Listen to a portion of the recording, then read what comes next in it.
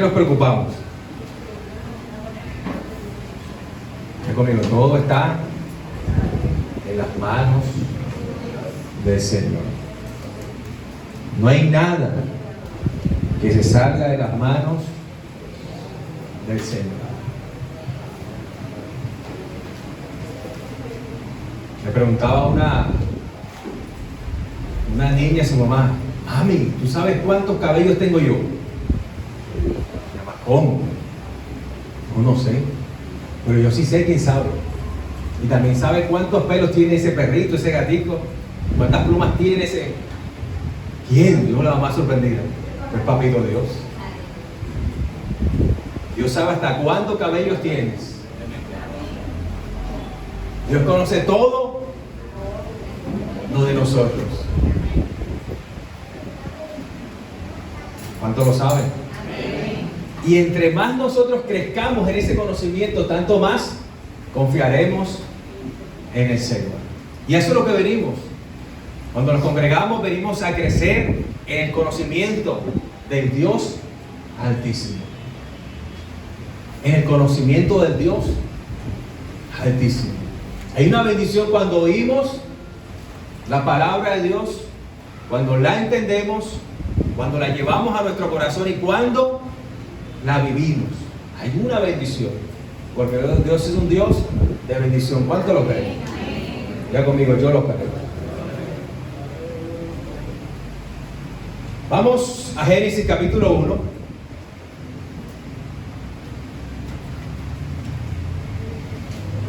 Génesis capítulo 1. Y vamos a compartir versículo y medio. Ahí va a estar el mensaje de hoy, versículo y medio. Génesis capítulo 1. Versículo 1 y un pedacito del versículo 2. Génesis capítulo 1, versículo 1. Leemos en nombre del Padre, del Hijo y del Espíritu Santo de Dios. En el principio, ¿cuándo? Dios, ¿quién? Creó, ¿qué hizo? Los cielos y la tierra. Y la tierra estaba sin orden y vacía. Vamos a darnos hasta ahí. Padre, te damos gracias en esta mañana porque tú eres bueno. Nos colocamos delante de tu presencia, nos cubrimos con la sangre del Cordero, Señor. Mira nuestros corazones, mira nuestras vidas, Señor. Ayúdanos cada día a ser esos hijos que tú nos has llamado a ser, Señor. Hoy hemos de recibir tu palabra, Señor. Tu palabra es viva y eficaz y más cortante que espada de doble filo. Necesitamos tu palabra para crecer, Señor. Necesitamos tu palabra para crecer en el nombre de Jesús. Abrimos nuestra mente, abrimos nuestro oído, nuestro raciocinio, nuestra mente, nuestro corazón, nuestra vida para vivir tu palabra, Señor. Espíritu de Dios, ven sobre este lugar y ayúdanos. En el nombre de Jesús, den ese fuerte aplauso al Señor en esta mañana. ¿Quién es el hombre? Estamos en la segunda parte del devocional y estamos siguiendo esa línea para que a lo largo de la semana en diferentes grupos de encuentro también profundicemos. La primera pregunta que respondíamos es: ¿quién es Jesús? Llegamos a la conclusión que Jesús es nuestro Salvador y nuestro Rey. Ahora entramos a la segunda pregunta: ¿quiénes somos nosotros? ¿Quién es el hombre? Luego pasaremos a la tercera, que es ¿qué hizo Jesús? Y la cuarta es ¿qué tenemos que hacer en respuesta a lo que Jesús hizo en nuestra vida? ¿Cuánto lo creen? Amén. ¿Quién es Jesús? Salvador y Rey, nuestro Salvador y nuestro Rey. Pero ahora tenemos que acercarnos a nosotros. ¿Quiénes somos nosotros? ¿Quién es el hombre? La pastora inició una introducción el domingo pasado. Iba al Salmo capítulo 8 y nos recordaba ahí cuando David hizo la misma pregunta: ¿quién es el hombre? Para que lo visites, para que te acuerdes de él. Lo hiciste menor que los ángeles y lo has rodeado de poder y de gloria. Y el salmista también hacía la misma pregunta: ¿quién es el hombre? ¿Quiénes somos? ¿Se ha puesto a pensar quién es usted? Mire lo importante de saber quiénes somos. Es importante porque al descubrir usted quién es, eso lo va a ayudar la vida que usted debe llevar y lo va a llevar al propósito final de esa vida. Saber quiénes somos nos ayuda a vivir a vivir la vida que debemos vivir y a caminar hacia el propósito último de nuestras vidas. Por eso es importante saber quiénes somos, porque condiciona nuestra vida, cómo estamos viviendo y el fin último que estamos persiguiendo. ¿Quién es usted? ¿Quiénes somos? Ahora, según los filósofos, según la filosofía, el ser humano es un animal racional, es un animal inteligente. Según la filosofía, los conceptos más filosóficos es que el ser humano es un animal racional. Entonces, si eso es lo que somos, ¿cómo debe ser mi vida? Como la de un animal que piensa. Tengo ciertas actitudes de animal, pero a veces animal y a veces pienso. Y entonces al final, como todos los animales desaparecen, yo también desaparezco. Mire que de acuerdo al concepto que tengo de quién soy, así voy a vivir. Y así voy a llegar al final de mis días. Y así voy a caminar hacia la meta suprema. También según la filosofía, dice que el hombre es el fin en sí mismo. Diga conmigo, el fin en sí mismo. Es decir, que el hombre es el principio y el hombre es el fin. El hombre nace para sí, vive para sí, muere para sí. No hay más nada después del hombre. Si el hombre es el fin en sí mismo, si eso es lo que yo pienso que soy, entonces ¿cómo va a ser mi vida? Egoísta. Centrada en mí mismo. Y entonces de ahí se escucha ecos en los filósofos diciendo que el hombre es la medida de todas las cosas, que todo tiene que hacerse de acuerdo a lo que el hombre piensa, pues. Entonces, si yo pienso que soy el fin en mí mismo, que eso es lo que soy como ser humano, mi vida va a ser egoísta. Porque primero yo, segundo yo y tercero yo. ¿Y cómo va a ser mi fin? No hay fin. Porque yo soy fin en mí mismo.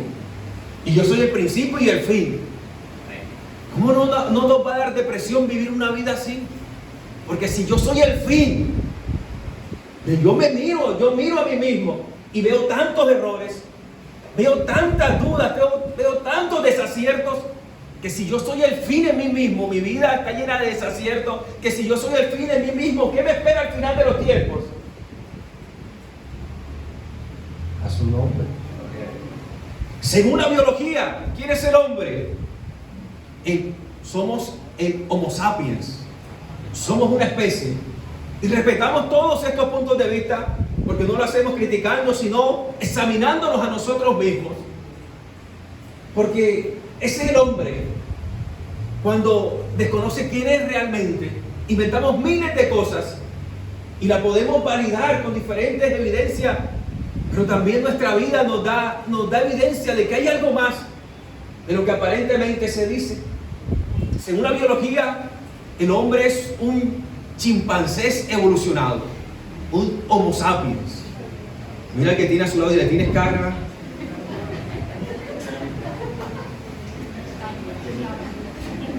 Muéstrame, yo creo que si usted mira al hermano que tiene a su lado, como que por ahí va la cosa. Homo sapiens, un simio que evolucionó, se puso a pensar un poquito más y ahí evolucionó. Si somos simios pensantes, ¿cómo será nuestra vida? La vida de simios, siendo sensible a nuestros instintos, porque los animales se mueven por instintos. Los animales no razonan. Y no los estoy tratando mal los animales, porque amamos las mascotas y debemos cuidar la naturaleza que Dios nos dio. Pero los animales no razonan. Los animales se mueven, viven por instintos. Y miren, marcan las temporadas. Cuando una hembra animal está en ese tiempo, entonces cría, se reproduce. Y por instinto, cuando tiene hambre también por instinto. Se mueven por instinto. Por eso usted no puede crear un lobo, porque los lobos son animales salvajes. Como vamos a ver en la Biblia, nos va a mostrar los animales que Dios creó, el ganado, los reptiles, y también habla de los animales del campo, que son los animales salvajes. Usted no puede domesticar un lobo, porque el lobo tiene instintos asesinos. Y un día que usted no le dé la menudencia, se lo menudencia usted.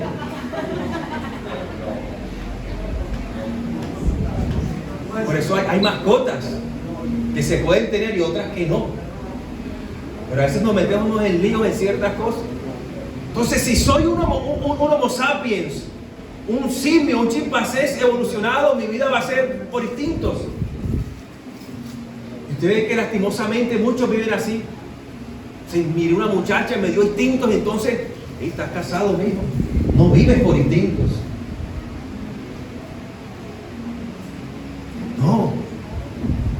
No, yo sentí, entonces los instintos no nos gobiernan. Nuestras emociones no nos gobiernan. Entonces, si somos chimpancés evolucionados, ¿qué será nuestro final? ¿Cómo será el cielo entonces? Miren,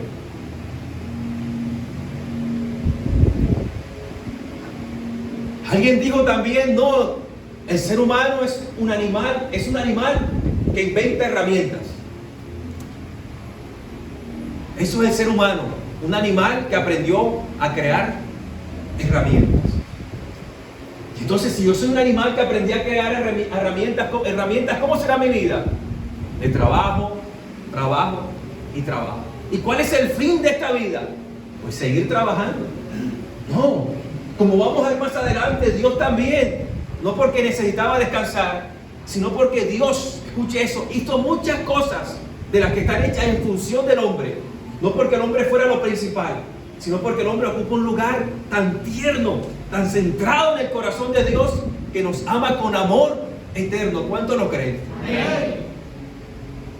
Entonces, ¿quién es el hombre? ¿Quién es el hombre? Desde donde las perspectivas que lo mire, alguien dijo, no, el hombre es el polvo de estrellas que mira hacia las estrellas. Bastante poético, ¿verdad? Polvo de estrella que mira hacia las estrellas. ¿Será que somos polvo de estrellas? ¿Polvo cósmico? ¿Quién es el hombre? El hombre es la aventura del átomo. Un átomo que camina, que recorre, que somos más que átomos. Pero mire, todas estas definiciones, y la cuestión es que la filosofía, la psicología, que tiene su parte, ha llevado a que el ser humano tenga un concepto de sí mismo, y ha provocado eso, que cuando el ser humano se cree ciertas cosas, viva de acuerdo a esa forma, y su fin no sea el más deseado. Pero usted y yo debemos tener el concepto claro de quiénes somos, y conforme a lo que somos, de esa forma vivir, y también de esa forma movernos al propósito eterno. ¿Quiénes somos? Respetando todas las posturas, respetando todos los pensamientos, debemos mirar hacia la Biblia, que nos dice tantas verdades que van a tocar nuestro corazón. Y vamos a la Biblia. Quiero que usted mantenga abierta la Biblia, porque vamos a ir levantando piedra tras piedra de la Biblia. Y al levantar esa piedra y usted entender esa parte, va a meter ahí ciertos conocimientos espirituales que cuando otra vez lea la Biblia, no la va a leer de la misma forma. Entonces abra su Biblia, ráyela si quiere rayarla. Génesis capítulo 1, versículo 27. ¿Quiénes somos? Vamos a empezar por ahí. ¿Quiénes somos? Ahí abre esa Génesis capítulo 1, versículo 27. Dice la palabra del Señor: Dios creó al hombre a imagen suya, a imagen de Dios lo creó, varón y hembra lo creó. ¿Dios qué? Creó al hombre. ¿Y cómo lo creó? A imagen suya, y lo repite 2 veces para que quede bien demarcado. A imagen de Dios lo creó. ¿Está conmigo en el versículo 27? Dios creó al hombre a imagen suya, a imagen de Dios lo creó. Vamos a estructurar, vamos a armar un concepto desde la Biblia de quiénes somos. En primer lugar, la Biblia me está diciendo que yo soy ¿quién? Imagen de Dios. La definición más acertada es que somos imagen de Dios. El hombre, todo hombre, es imagen de Dios. ¿Usted qué es?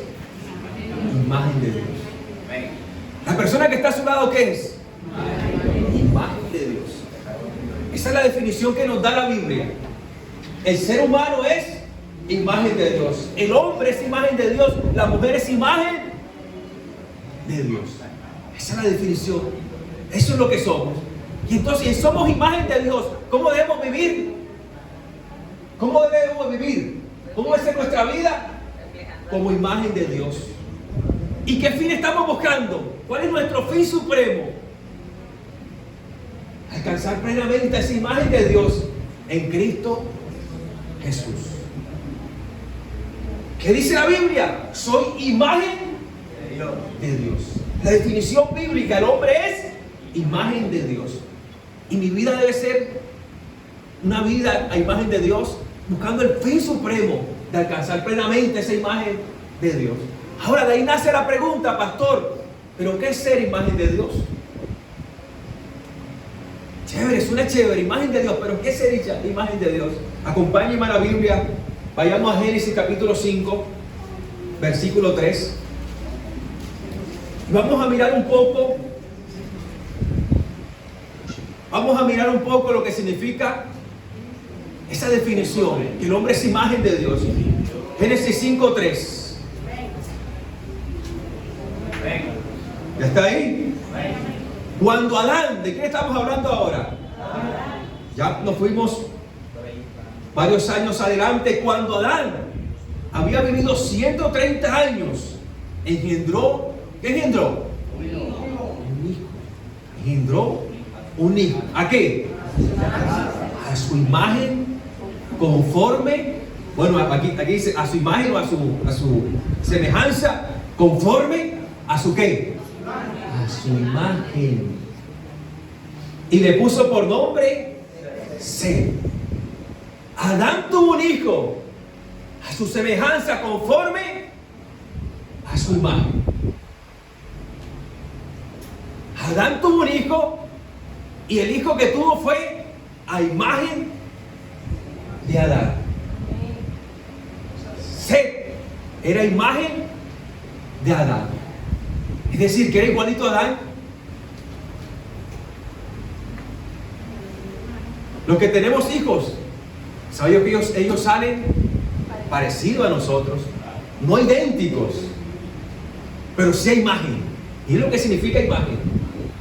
Y usted va a Zaira, ve a Juan Ángel, que son mis hijos, 8 o 6 años, y usted ve algunos parecidos físicos. Nos parecemos, ellos son la imagen, porque no somos iguales. No son iguales a mí, pero hay un parecido. Usted lo sabe, usted va a Zaira, se parece al pastor. Y ve a Juan Ángel, se parece a la pastora. Imagen. Mira, Adán tuvo un hijo a imagen de él y le llamó Set. Imagen. Mire que nos está repitiendo. La Biblia se explica a sí misma. Porque allá en Génesis capítulo 1, versículo 27, nos está diciendo que Dios creó al hombre ¿a qué? A imagen de Dios. Imagen y semejanza, vamos a tomarla como sinónimo. Imagen de Dios. Entonces, si nos preguntamos, ¿qué es imagen? Entonces, dejemos que la Biblia se responda a sí misma. Y entonces miramos la segunda vez donde aparece esa palabra imagen, que lleva un contexto parecido. Y observamos que la segunda vez, después de Génesis 1:27, donde aparece esta palabra, inmediatamente es en Génesis capítulo 5, versículo 3. Y ahí nos amplía la definición, porque Génesis 1:27 no nos dice textualmente lo que significa ese concepto de imagen de Dios, pero en el 5 nos lo amplía. Adán está hablando de un hijo, y que el hijo era ¿qué? A imagen Nuestros hijos son a imagen nuestra en dos aspectos. Primero, se parecen físicamente. Ahora, nosotros somos a imagen y semejanza de Dios. ¿Qué quiere decir eso? ¿Que nos parecemos a Él? Sí, pero no físicamente, porque Dios no tiene, Dios es espíritu. Nuestra semejanza, nuestro parecido a Dios es espiritual. Amén. Somos seres espirituales a su nombre. Gloria. Segundo, usted ve no solamente lo físico, sino el carácter. Juan Ángel tiene muchas cosas. Juan Ángel se parece más a la pastora físicamente, pero por dentro se parece a mí. Le gustan los números, le gusta coleccionar cosas. Ahora está coleccionando botellas.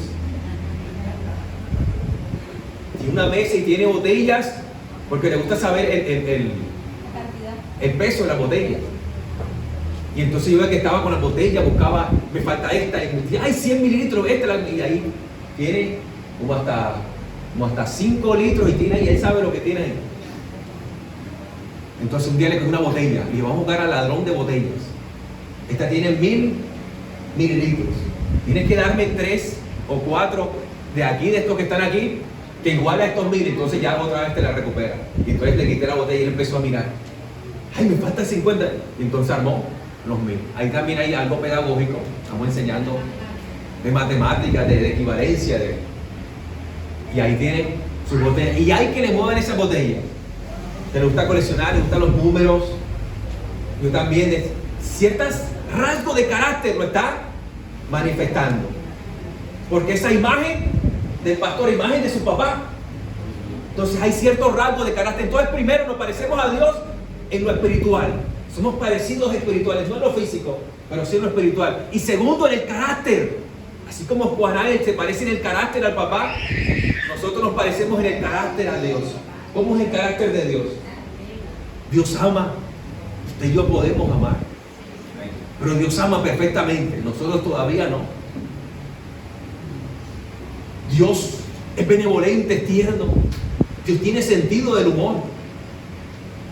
O meta usted un camello, pero no es una aguja. Cuando Jesús dijo eso, los que estaban alrededor se rieron. Porque la imagen que nos da, o cuando dijo, ellos dejan pasar esto, pero cuelan el mosquito. Se tragan el camello y cuelan el mosquito. ¿Usted se imagina un judío comiéndose un camello? Más de uno se echó a reír. Porque Dios tiene sentido del humor. Entonces, ser imagen, ser parecido espiritualmente y también reflejar o tener el carácter parecido como Dios. Esa imagen. Pero tercero, lo que nos recalca la palabra es que a imagen de Dios, escuche esto, significa ser hijo de Dios. El 1.27 dice que Dios creó al hombre a su imagen. Y en el 5 me está hablando, me está refiriendo a que imagen es una palabra utilizada en términos de paternidad. Cuando un padre tiene un hijo, sale imagen. Su hijo sale imagen del papá. Y al Dios utilizar esta palabra me está diciendo, tú eres parecido a mí espiritualmente, tú vas a reflejar mi carácter, pero principalmente te he tomado para que seas mi hijo. Aleluya. Mire quiénes somos nosotros. Mire quién es el hombre. Es el lugar tan privilegiado que tiene en el corazón de Dios. A su nombre. Esto nos invita a caminar diferente. A caminar como hijos de Dios. A caminar como hijos del Señor. Y vayamos al final. ¿Cuál será el final de los hijos de Dios?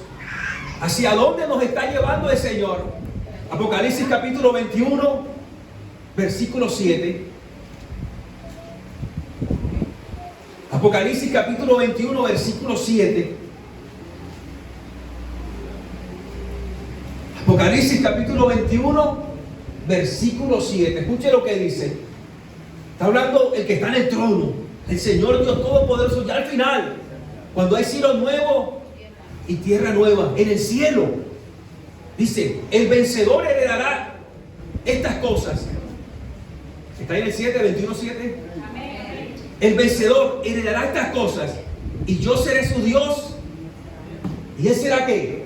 Mi hijo. ¿Y él será qué? Mi hijo. mi hijo. ¿Y él será qué?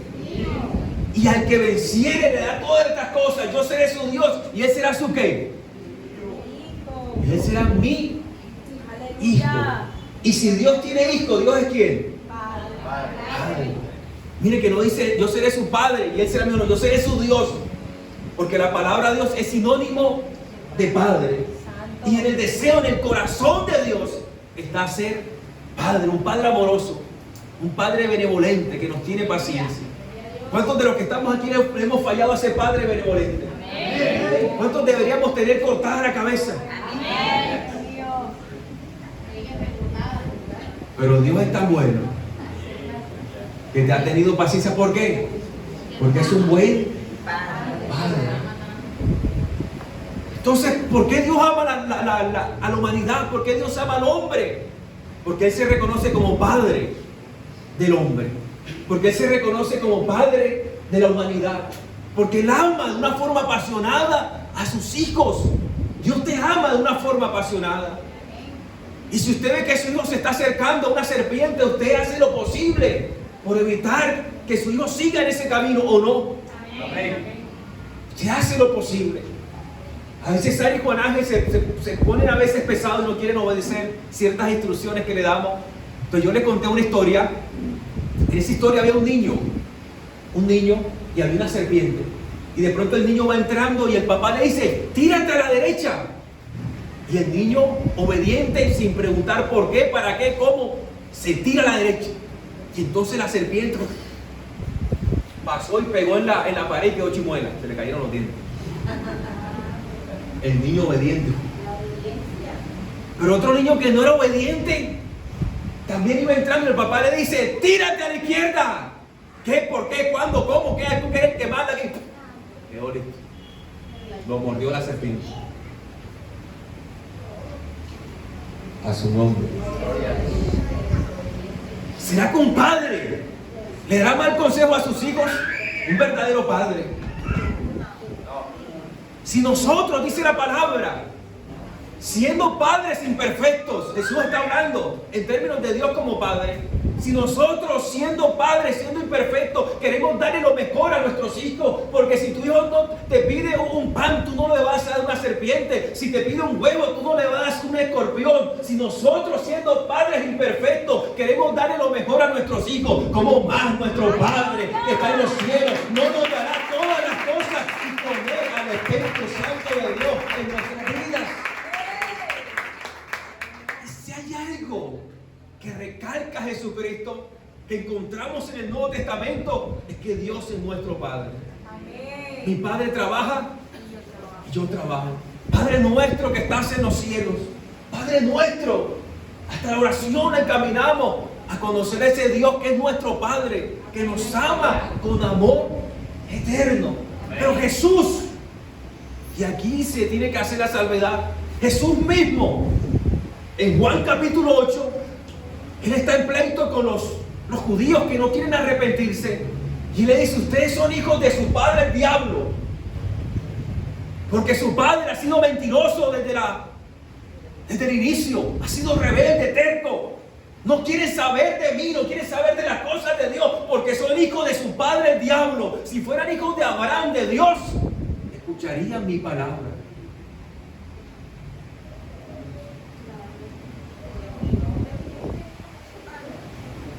A su nombre. Y entonces Jesús hace la distinción en que hay dos padres, porque Satanás se autodenominó padre de aquellos que desobedecen al Señor. Consciente o inconscientemente, los que no son hijos de Dios, aunque no lo sepan y aunque no lo quieran creer, son hijos del diablo y hacen lo que el diablo dicta en su corazón. El diablo dice, gástate toda la plata en una discoteca, y eso lo hacen. Están casados, el diablo dice, ten 1, 2, 3, 4 mujeres, y eso lo hacen. Mire, no, yo soy libre de hacerlo. No estás haciendo lo que tú quieras. Estás haciendo lo que tus padres te están dictando. Tengo mi esposa, pero fornico y adultero, y estoy mirando a la una y estoy... Y entonces llevo flores, voy a cambiar, yo puedo cambiar, tú no puedes cambiar. Si no te arrepientes, vienes a los pies de tu amado Salvador, Jesucristo, en arrepentimiento de verdad, no puedes nacer de nuevo. A su nombre.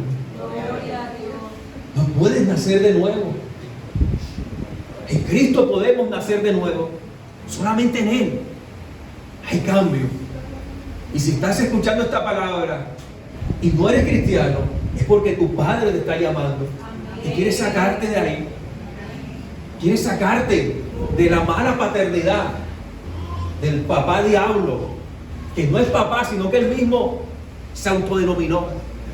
Como vamos a ver, Dios es Padre porque es creador, pero Satanás es padre porque es mentiroso. Y ha embaucado a muchos, padre de mentira, asesino. A su nombre. Y entonces, ¿qué es lo primero que nos invita la Biblia? Nos invita a reconocernos como imagen de Dios. Entonces, cuando le pregunten, ¿quién eres tú? Soy imagen de Dios. ¿Qué significa eso? Significa que soy hijo de Dios y que debo caminar como un hijo de Dios y que espero y sigo ese fin eterno. Es aquel momento cuando esté en el cielo y Dios me abrace y me diga, yo soy tu Dios y tú eres mi hijo. Amén. ¿Cuánto lo creen? ¿Cuánto lo creen? ¿Cuántos caminan hacia allá? Hacia allá estamos caminando, hacia ese reconocimiento supremo. Y debemos hacer otra salvedad. La primera es que no todos son hijos de Dios, hay hijos del diablo, aunque suene fuerte. Y la segunda es que no somos hijos naturales de Dios, somos hijos adoptivos de Dios. Dios nos adoptó en Cristo Jesús. Dios solamente tiene un hijo, es Jesús. Y el que está en Jesús se convierte en hijo de Dios. El que está en Jesús recupera y es a imagen del Señor. ¿Cuánto lo creen? Amén. Jesús es hijo de Dios y por la muerte de Él en la cruz del Calvario nos abrió el paso para que usted y yo también fuéramos hijos de Dios en Jesús. ¿Cuánto lo creen? Diga conmigo, yo lo creo. Ahora, escuche esto. Acerquémonos un poco y nos vamos a este primer versículo, un solo versículo. Y si lo predicáramos completo, aquí daríamos vigilia. Pero vamos con este solo versículo, rapidito. Y entonces, escuche esto, somos a imagen de Dios, hijos de Dios. Y entonces eso quiere decir que el ser humano, para conocerse a sí mismo, no puede partir de sí. El ser humano se conoce a sí mismo a través de Dios. Para profundizar en quién es el ser humano, tenemos que conocer más a Dios. Entre más usted conoce a Dios, más humano es. Un asesino, ¿por qué mata? ¿Por qué mata? No, por los impulsos, por esto, por aquello. Una sola cosa, no conoce a Dios. Porque si crece en el conocimiento de Dios, más humano seremos. ¿Cómo sabe que tu esposo o tu esposa conoce a Dios? Porque es más humano. Más equitativo, más comprensivo. Y el reconocer, el ser más humano, nos invita a ver nuestras debilidades y a saber que no somos perfectos. Diga que tiene a su lado, tú no eres de acero. Porque a veces queremos cargar toda la carga del mundo, pero tú no eres Superman. A ti sí te entra la bala. ¿Me estás amenazando? No, no te estoy amenazando. Te estoy recordando que somos simples mortales. No puedes cargar las cargas solo. No puedes. Necesitas a tu ayuda idónea. Como vamos a ver más adelante, la mujer ayuda idónea. Una ayuda que se refleja en el Señor. Entonces, partamos de que para profundizar en quién es el hombre, no podemos estudiar directamente al hombre. Tenemos que se conoce el hombre a través del Señor. Entonces, entre más conozcamos a Dios, más vamos a conocernos a nosotros mismos. Entonces, lo invito a que profundicemos un poco en el Dios creador. Eso es lo que vamos a ver. Y a partir del Dios creador, descentrando a Dios como siempre debe ser, vamos a ver un poco sobre nuestras vidas. Vamos a profundizar un poco en lo que es ser imagen e hijos de Dios. ¿Cuánto lo creen? Amén. Vamos a ver 4 ideitas aquí. En el principio, primera idea, Dios. Segunda idea, creó. Tercera idea, los cielos y la tierra. Miremos la primera idea. En el principio. En el principio. ¿Cuál principio? La Biblia nos está hablando del principio de Dios. ¿Será que la Biblia nos está hablando del principio de Dios? En el principio creó. No, la Biblia no nos está hablando del principio de Dios. La Biblia nos está diciendo que antes del principio, ¿quién estaba? Dios ya estaba. Eso es lo que nos está diciendo esta palabrita. Que en el principio, o antes del principio, Dios ya estaba. Y después del final, estará también Dios. Amén. Y el Dios tremendo que tenemos. El Dios que tenemos estaba antes del principio. Y cuando se acabe todo, después del final estará. Amén. Entonces, tenemos un Dios que estuvo antes del principio. Y la Biblia nos está hablando, escuche esto, del principio de lo material, del universo, de la materia como lo conocemos. No nos está hablando del principio de Dios, porque Dios no tuvo principio. Dios es, primeramente, eterno. Dios es increado. Nadie lo creó. Él ha sido desde siempre y será por siempre y para siempre. ¿Cuánto lo cree? Y Dios es autoexistente. No necesita nada ni nadie para existir. A su nombre. Cuando la Biblia dice en el principio y esconda o coloque estos conceptos ahí, en esa partecita en el principio, cuando usted lee en el principio, recuerde, Dios es eterno, Dios es autoexistente, Dios es increado. Cuando usted vuelva a leer, habla su Biblia y diga, en el principio, wow, recuerde, Dios estuvo antes del principio, Dios es increado, Dios es eterno, Dios es autosuficiente. A su nombre. Entonces la Biblia nos está informando del principio de nosotros, de cómo se creó el universo. No cómo se creó Dios, porque Dios no es creado, es increado. Y tampoco nos está hablando de cómo se creó el reino espiritual, porque Dios tiene un reino que es espiritual. No lo dice la Biblia, pero nos está dando el principio de nosotros. Cómo empezó el universo, cómo empezó la materia. Y entonces en el principio nos recuerda que Dios es increado, que Dios es eterno y que Dios es autoexistente. Autoexistente. Dios es autoexistente. ¿Y qué nos habla a nosotros? ¿Qué nos dice a nosotros? Si Dios estuvo antes del principio, no tuvo principio, nosotros sí tenemos un principio. Nosotros sí tuvimos un principio. Si Dios es increado, nuestro Dios creador es increado, ¿nosotros qué somos? El creador es increado y la criatura, la creación es creada. Somos creados por el Señor. Somos criaturas de Dios. Ser imagen de Dios, ser hijo de Dios es ser una criatura del Señor, que por amor Él nos creó. Dios es eterno. Dios nuestro creador es eterno. Nosotros entonces somos mortales. Nosotros no somos eternos. En este plano material no somos eternos. Todos los días hay gente muriendo, cada segundo hay gente que parte de este mundo. Y la muerte es una realidad. Porque Dios es eterno, pero nosotros no somos eternos. Algún día partiremos, pero cuando estemos cara a cara con el Señor, ¿cómo será nuestro juicio? ¿Bueno o malo? Tercero, Dios es autoexistente. Él no necesita nada para existir, ni a nadie para existir. Dios no nos creó a nosotros porque necesitara que nosotros estuviéramos en este lugar. No, Dios es autoexistente, no necesita nada ni nadie para poder existir. Y entonces nosotros, ¿cómo somos? ¿Somos autoexistentes?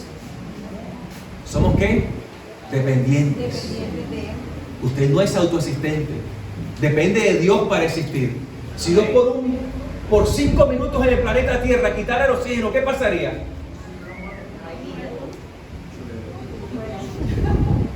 Esa. ¿Qué pasaría? Si Dios por un momento colocara el sol por 4, que ya parece que va por 4. Bueno, está por 4. Va como por 1,5. Mira, el sol va como por 1,5. Y la Biblia dice que el sol aumentará 7 veces más. Luego también vamos a mirar eso a lo largo del... Miren la cuestión. Dios es autoasistente. Mire que estamos mirando y conociendo a Dios. Y ahí nos conocemos a nosotros como criaturas de Él, que no somos independientes. Necesitamos tantas variables para poder vivir, que el simple hecho de vivir es un milagro. Que tú te levantes cada día es un milagro. Hay personas que van de iglesia en iglesia buscando un milagro. No, en esta iglesia no me hicieron el milagro. No. El verdadero cristiano ve los milagros de Cristo a cada instante. Yo me levanto, veo a mi esposa y un milagro que esté conmigo. Yo creo que ella piensa lo mismo, ¿no? Así, hermano Andrés. Vamos, yo miro a mis hijos y yo, wow, un milagro tener estos niños. Yo en la iglesia veo la congregación en medio de tanta maldad y tantas personas que se niegan a abrazar a Cristo como Salvador. Somos un milagro. Amén. Un plato de comida es un milagro. Que haya un lugar donde dormir, que haya una familia, que haya alguien que te esté esperando, que te ame, es un milagro. Da tristeza cuando hay iglesias que hacen cada año noche de milagro. Una sola noche, una sola tarde, y los otros 364, 65 días, ¿dónde está? Pero los verdaderos hijos de Dios, que reconocen a Dios como creador, ven milagros en todas partes. Amén. Viven de milagro en milagro. Son un milagro andante. Amén. A su nombre. ¿Cuánto lo creen? Amén. Segunda idea, Dios. En el principio, Dios. Vamos por ahí. Y levante esa palabrita a Dios y meta lo siguiente ahí debajo de esa piedrita. Dios. Los judíos tienen varias formas de llamar a Dios. Una de ellas es Él. Diga conmigo, Él.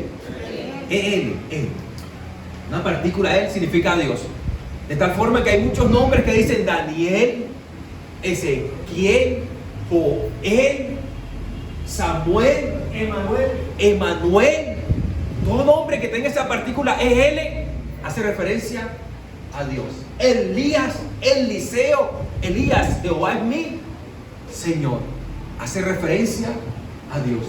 Nombres como Isaías, también esa partícula hace referencia a Dios. El Señor es alzado, el Señor es saltado.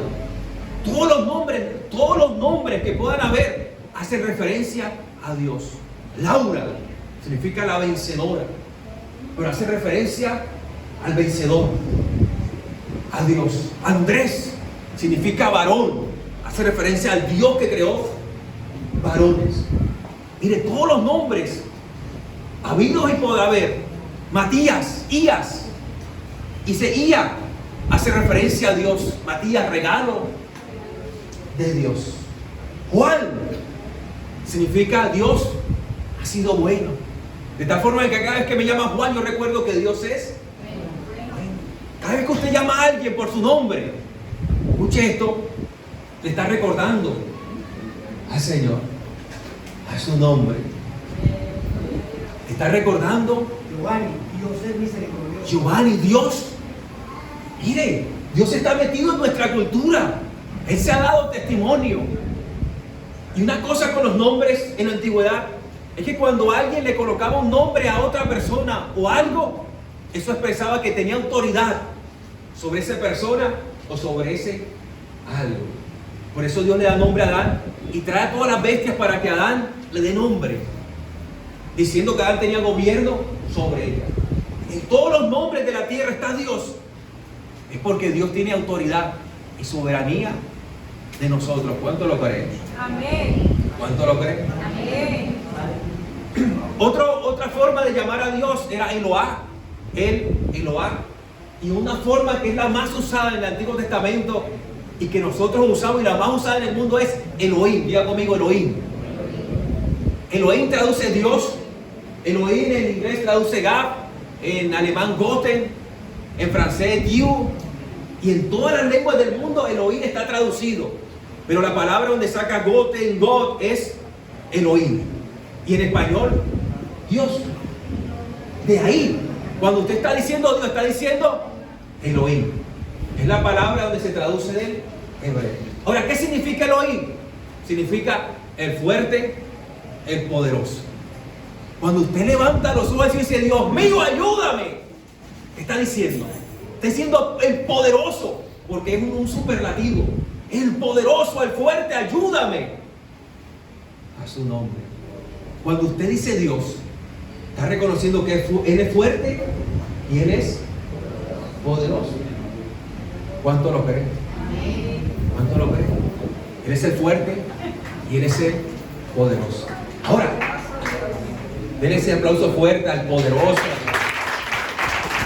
El poderoso de Israel. Ahora, Elohim tiene una particularidad, que es una palabra plural. Escuche esto. Es una palabra plural que se aplica a un nombre, a alguien singular. Los judíos solamente los judíos tienen eso.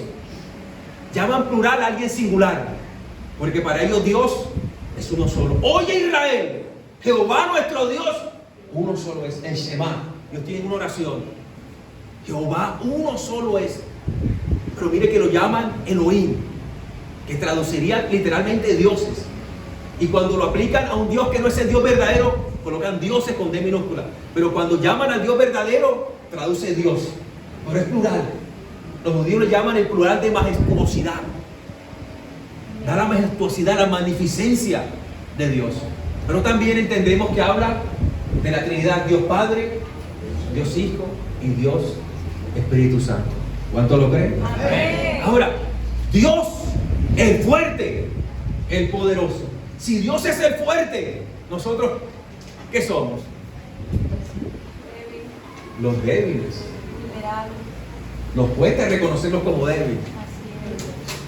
Hay toques y diga, soy débil. Y más de unos pastores, estoy que lo casco.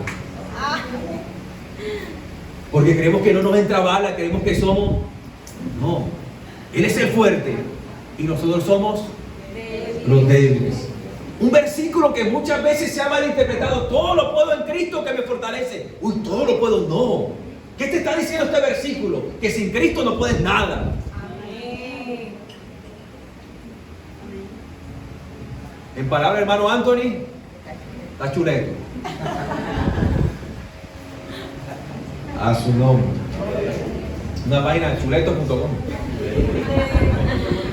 No te está diciendo que tú todo lo puedes, no. Te está diciendo que sin Cristo no puedes nada. Amén. Él es el fuerte, pero tú y yo somos los débiles.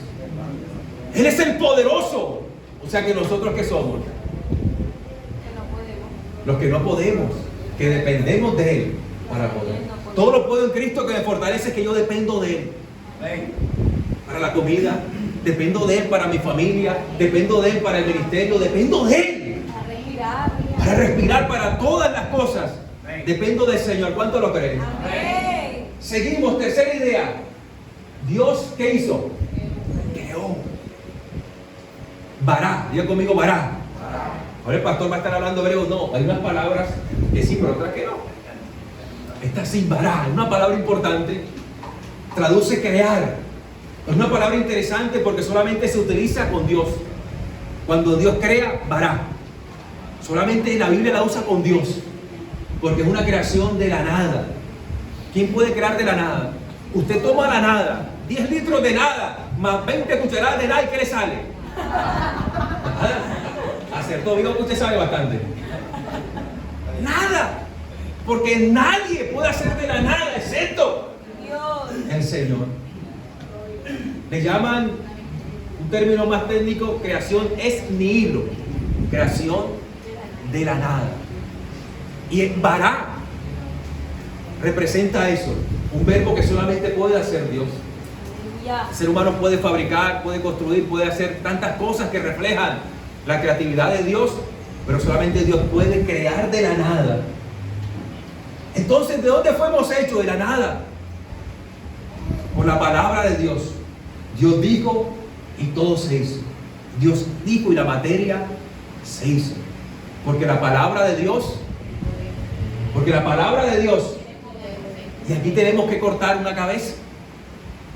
Decimos, no, la palabra tiene poder, pero no nuestras palabras. Que tú declares, confieses, decretes algo, no se va a cumplir. Porque lo que tiene poder es esto.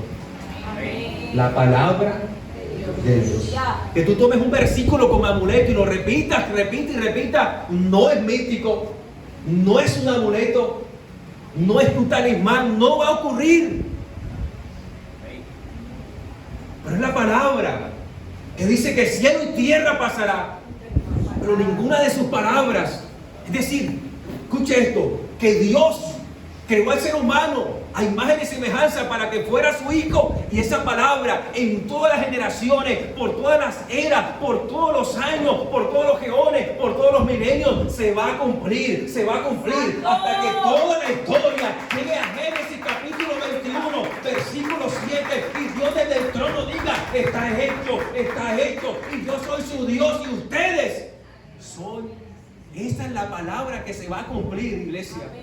Esa es la palabra que tiene que poder, que por todas las generaciones Dios está trayendo un pueblo para sí, para hacerlos hijos y para disfrutar en Cristo Jesús con ellos toda la eternidad. Esa es la palabra que tiene poder. De tal forma que todo lo que Dios te ha dado y está a tu disposición es para que seas un mejor hijo para Dios. Esa es la meta.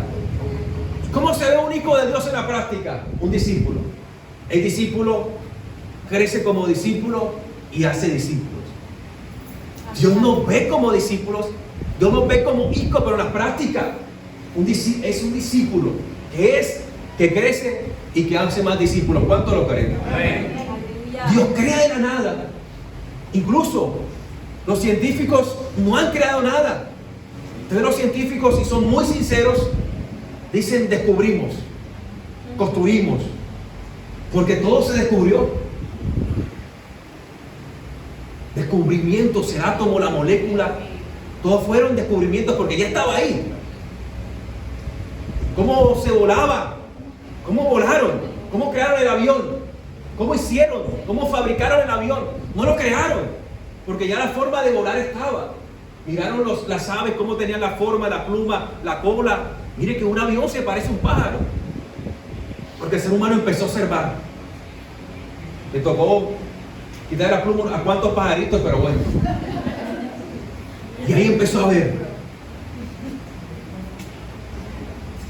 Pero creó. La aeronáutica no la descubrió. Porque ¿quién fue el que inventó cómo volar? Entonces el submarino, ¿a qué se parece un submarino? Una mojarra frita, ¿no? Porque empezaron a mirar el pez como el ser humano muy observador. Eso lo tiene de Dios. Investiga, tiene capacidades y de ahí salió. Primero el que inventó el submarino, un domingo a las 12 con su mojarra y empezó a pensar en el mar. Y si esto fuera a su nombre, el pensar es importante porque Dios nos dio esto para pensar. Ahora eso me hizo pensar cuántas cosas no estarán descubiertas todavía. Sin descubrir. Sí, cuántas cosas todavía no se habrán descubierto. Mano Antonio, usted tiene ahí una beca de científico. ¿Cuántas cosas todavía no se habrán descubierto? Porque a veces los cristianos nos cerramos a la ciencia. No, los científicos hijos del diablo, no. Todos tienen su parte. Y los científicos corroboran, como vamos a ver ahora, muchas cosas que están en la Biblia. A veces nos cerramos. Y al principio, lastimosamente, la iglesia persiguió a muchos científicos. ¿Recuerdan a Galileo Galilei? Él decía que, ¿qué decía él? El sol es el centro de nuestro sistema solar. Y nosotros siempre hemos sido tan orgullosos. Hablaban de geocentrismo, que la Tierra estaba en el centro del universo. Y entonces Galileo Galilei con un telescopio, no, el Sol está en el centro, geocentrismo, heliocentrismo, el Sol es el que está en el centro. Y por eso, porque estaba apostatando según. Pero luego con el tiempo tuvieron que pedirle perdón porque se dieron cuenta que sí era así. Que no somos el centro. Que solo Dios lo colocó en el centro. A su nombre. Que la tierra era redonda, se formó cuando Cristóbal Colón, que sí, que es redonda. Resulta que ya Job lo declara en la Biblia. Ya redondez de la tierra, dice. Así es. Sigamos, que nos vamos. Cuarta idea. ¿Dios qué creó? Ahí levante esa piedrita y coloque esta idea. Cielos y la tierra es una figura literaria llamada verismo. Y los judíos tienen algo. Ellos pueden contrastar dos lados. Y esos dos lados hablan de la totalidad de todo. El cielo y la tierra. ¿A qué se refiere? Se refiere al universo entero. Cielo y tierra. ¿Representa qué? Que Dios creó el universo entero. En el principio de la nada, por el poder de su palabra, Dios creó el universo entero. ¿Eso qué quiere decir? Que creó los planetas, que creó los soles, que creó las estrellas, que creó los meteoritos, que creó todo, absolutamente todo el universo. ¿Cuánto se demoró? No lo sé. No sé cuánto se demoraría. Ahí no voy a entrar en pelea. A su nombre. No sé qué tiempo se demoró. Pero Dios se toma su tiempo para hacer las cosas. A su nombre. ¿Cuánto lo queremos? Ahora mira esto. Y terminamos acá. Quinta idea que quiero que guarde ahí en su corazón. En el versículo 2, la primera parte dice: y la tierra estaba desordenada y vacía. ¿Y la tierra estaba cómo? Miren, yo sé que usted usted va a entender esto porque todos lo vivimos a diario. Imagínese esto: Dios crea todo el universo. Imagínese esto: Dios crea todo el universo, ¿sí? Y de pronto, en algún momento de esa creación, y porque Él quiso, tomó de ese vasto universo, hizo así, de un pellizquito. ¿Cuántos han pellizcado el celular? Y le hace algo tan pequeño. ¿Usted quiere ver? ¿Usted hace qué? Zoom. Le hace zoom, lo pellizca y boom. Dios hizo eso. Dios fue el primero que inventó el zoom. Dios de todo el universo vio la tierra y ¡buf! Le hizo tremendo zoom. Y ya dejó el universo atrás y se centró solamente en un planeta, en la tierra. La tierra estaba como desordenada y vacía. Ese es el primer estado de la tierra. Y nos da un muestreo, una muestra de cómo estaba el universo al principio. ¿Cómo estaba? ¿Cómo lo dejó Dios? Desordenado y vacío. Pero Dios no dejó la tierra desordenada y vacía. Dios la tierra sí la organizó y sí la llenó con vida. Pero ¿cómo estaba la tierra al principio? Si usted va a Marte, hermano Luis, si usted fuera a Marte, ¿qué encontraría a Marte? ¿Encontraría marciano? No sé, de pronto. Si, hermano Antonio, si usted fuera a Júpiter, ¿cómo encontraría a Júpiter? Gases por arriba, hielo por acá, calor por allá, una cosa, un desorden. Usted si estuviera allá, bueno, una mujer, si mandara una mujer a Júpiter, ¿no? Las mujeres son más observadoras que los hombres. Y lo primero que es, ¿qué desorden hay en este lugar? Usted, si visita Júpiter, si pudiera visitar a Júpiter, la primera palabra que diría, qué desorden. Y segundo, qué vacío. Juan. Y da miedo estar en este lugar tan vacío. Si usted visita Plutón, visita el Alpha Centauri, si usted visita la Andrómeda, donde usted vaya, bueno, si pudiéramos ir, lo que definiría esos lugares sería desorden. Y la Tierra estaba sin orden y vacía. Lo que definiría esos planetas sería que no habría orden y estaría vacío. Ahora, hay millones y millones de planetas Y los científicos los han descubierto. Y cuando el científico se acerca y mira ese planeta, ¿sabe qué dice? ¿Qué encuentra? Desorden y vacío.